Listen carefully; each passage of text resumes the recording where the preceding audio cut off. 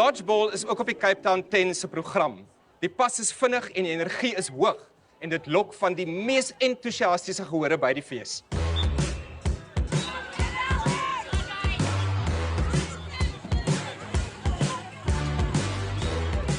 Barend, jy het nou deelgeneem aan Dodgeball, ons het jou gesien en jy is 'n baie vaardige speler. Nou wil ek heel eers vir jou 'n strikvraag vra. Weet jy wat Dodgeball in Afrikaans is? Koesbal. Koesbal. Koesbal, 100%. Ja. Daar sy lekker. Ek het dit geken as trefbal, maar ek verstaan nou waar koesbal vandaan kom. Kom se verduidelik gou vir die kykers wat presies behels Dodgeball. Hoekom noem hulle dit so?